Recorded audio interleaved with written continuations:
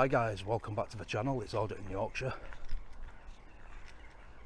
I am up at HMP Durham and I have decided to start around the back today, but we have got dog patrols in this area. I'm not sure if all this building is something to do with courts or prison, or if it's all connected.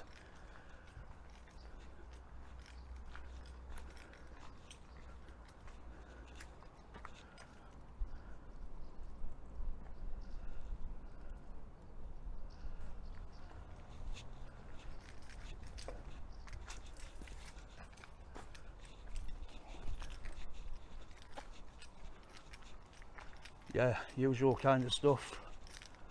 Good old 20-foot high fences, razor wire, patrol dog signs, CCTV. I haven't seen any drone signs, no drone signs yet. But as usual, like we do in all the prison videos, I will be getting the drone out and we'll be getting some nice aerial shots.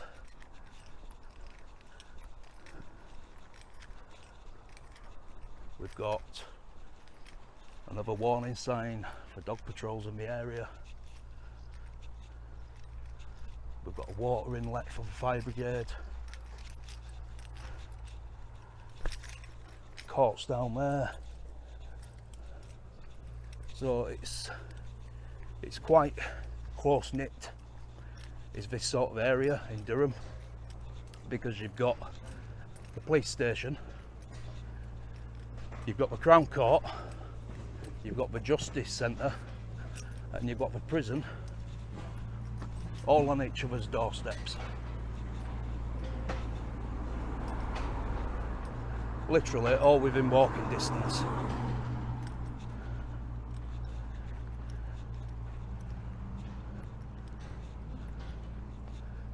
National Offender Management Suite. So we've got HM Prison, Public Sector Prisons, HM Prison Durham.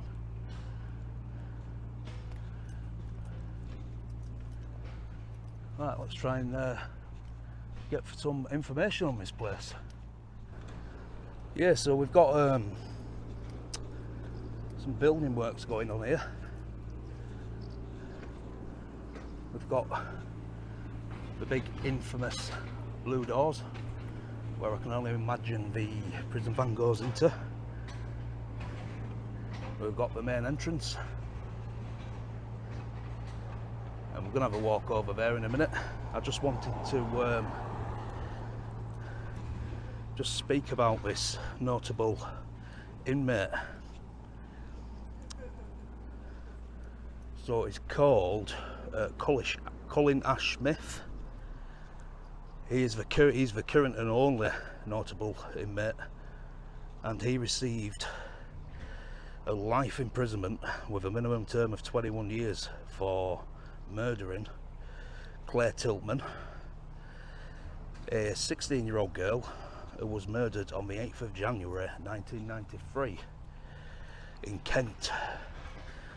And her murder wasn't solved until 21 years later. That's absolutely crazy. That's modern technology for you guys. So on the 12th of December 2014, Smith was sentenced to life imprisonment, and he was already 18 years into the life sentence for 2 other non-fatal stabbings. So that guy, I can't imagine will ever be getting out. So we've got some former notable inmates. We've got Martina Anderson, Mary Ann Cotton, Sandra Gregory, Myra Hindley. I'm sure everyone knows who she is. Ruth Neve, Carol Richardson, Maria Ross, Judith Ward, Rosemary West, and Ian Brady. Again, I'm sure everyone will know who them two are. There's quite a lot of other notable inmates, but none I've ever heard of, to be honest. Andy Farrell, Kieran Kelly, Ronald Cray, John McVicker, Raoul Mort. Sorry, I'm getting a lot of trees in this video. So yeah, Raoul Mort used to be an inmate in this place. So if you'll remember back to about 2010, I believe, summertime, the guy went on a killing spree in the Newcastle area. So Newcastle upon Tyne. So we're a former bouncer, Steadhead, I think. His mother had repeatedly shedded the concerns that he had bipolar and things like that. So yeah, this is interesting. So Mort was released from Durham prison on the 1st of July and allegedly arrived in the early hours of the 3rd of July 2010 at a house in Birtley, where Stobbart and her new partner, 29-year-old karate instructor Chris Brown, were visiting. Now, Brown had moved to the area from Windsor, Berkshire around 6 months previously. According to Mort, he crouched under the open window of the living room for an hour and a half listening to Stobbart and Brown mocking him. Now, Stobbart were his ex-girlfriend. Anyway, at 2:40 AM, Brown left the house to confront Mort, but was shot at close range with a shotgun, and as a result he died instantly. Mort then fired through the living room window while Stobbart's mother were on the phone to the police. Stobbart was hit in the arm and abdomen and was taken to the hospital to undergo a liver operation, and she was put under armed guards. The second shooting was against PC David Rathband. He was shot while sitting in his police patrol car at a roundabout of the A1. Rathband was taken to a Newcastle General Infirmary in a critical condition with injuries to his head and his upper body. Now, this guy survived, believe it or not, and was left permanently blind. Anyway, some stuff went on. I think about 18 months later, it basically was struggling to come to terms with what had happened to him, and he was found hanged at his home in Blythe.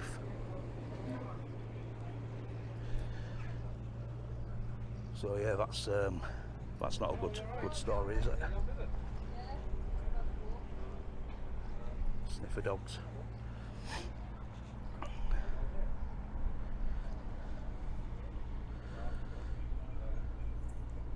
Oh, you're talking to me? Yeah, yes. I'm just doing a documentary on some of your former notable inmates. All right.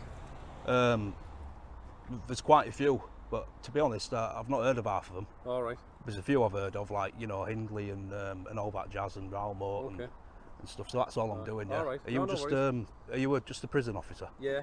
So I work here. All that I ask is, if you're filming, just don't go inside the main entrance. You find out here. All right. I really respect that.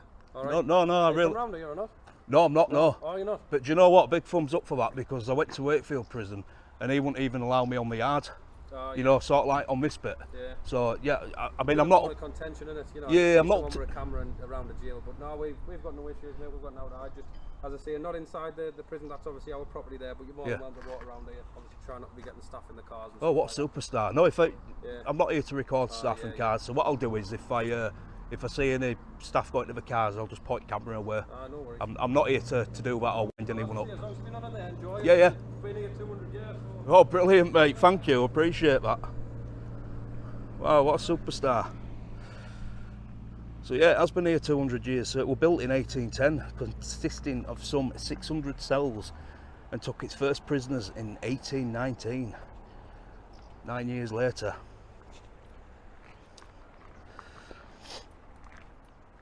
What an absolute superstar.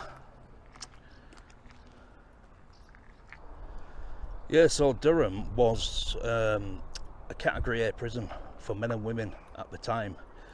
In 1990, a 19-year-old prisoner, Darren Brooke, was murdered by another prisoner.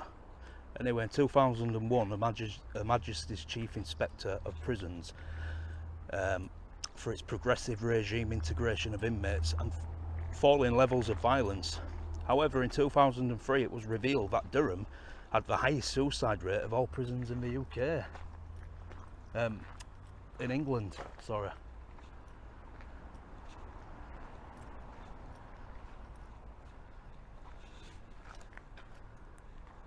And in 2005, Durham's female high security wing with 120 prisoners was discontinued, and the prisoners transferred elsewhere after HM Inspectorate of Prisons report concluded, following several suicides, that it was unsuitable for the housing of female prisoners. In 2018, Channel 4 did a documentary at this prison, which was filmed for over 7 months in this jail. So that's very interesting. I can't think what it was, to be honest. I'm gonna have to look it up when I get home, but I knew we'd done some documentary at one of the prisons up north. I just couldn't remember what it were about, so I'll look into that. So Durham is currently a reception prison for remand adult/young male prisoners, primarily serving the courts of County Durham, Tyne and Wear, Teesside and Cumbria. It is divided into 7 wingspans, secure units, plus a segregation section and healthcare section. The prison offers part-time education to all the inmates, including courses on data input, bricklaying, woodwork, painting, decorating, waste management and gardening. So yeah, that's all interesting stuff. Very interesting. So yeah, can't remember if I said, to be honest, but it is a Cat B prison. And yeah, just again, all women were moved in 2005 due to overcrowding and suicides. But it's very good stuff. Check the salt bin. Oh, look at that. Needs some new salt. Staff car park. So this guy is an absolute superstar. He said as long as you don't record into the main reception bit of prison, you can have a walk round.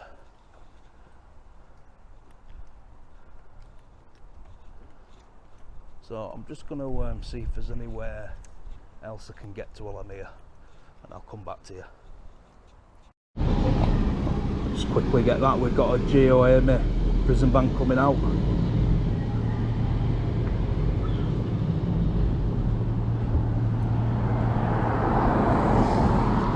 Possibly going to court to pick some prisoners up.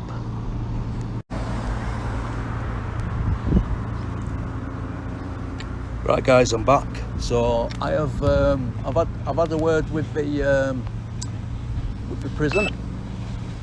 I did it off camera because they didn't want me recording inside of those doors there, which is fine. They've shown me certain levels of respect today, so I've returned the favour.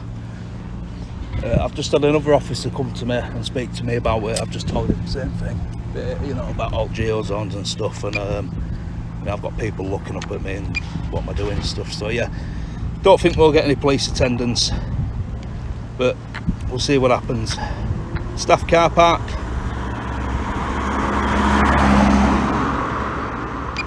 So front door where we were, that's the door where prisoners go in. It will then lead out into the yard.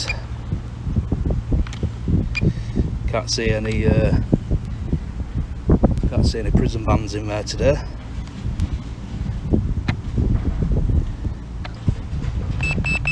Do look awfully close to that geo zone, but yeah, no, I'm alright. I'm well out of it. So we've got a couple of prison officers down there. I wonder what they're getting up to. So yeah, I can only imagine the vans will come in here and will get processed somewhere in probably that building there, and then they'll get taken through them gates, possibly into the prison. Yeah, all that's part of it as well, I do believe. Yeah, because that's where I walked outside of. That's that gate, so yeah, all this bit here is part of the prison as well.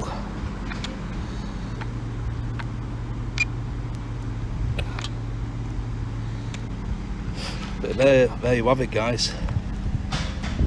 That's HMP Durham. So I never bothered walking right to the top and walking round, because it just leads onto the main road up there, having all the way around, and it's pretty pointless just to show you a wall.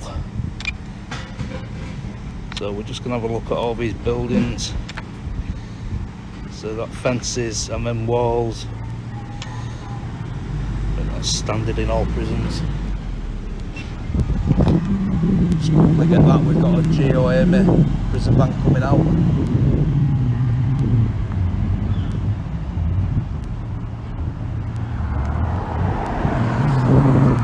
Possibly going to court to pick some prisoners up.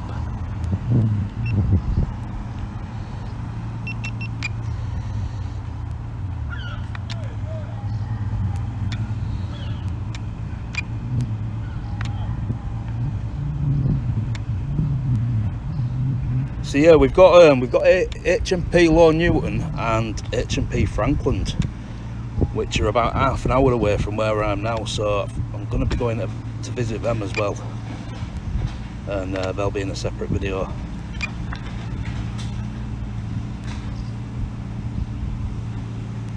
Let's just see how high we can get on here.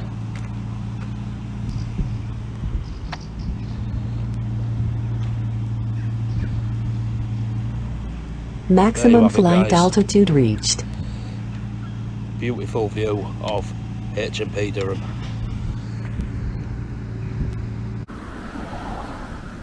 Right guys, I'm going to wrap this up at HMP Durham. It's been a wonderful experience as always. I have got a bit of a problem, however.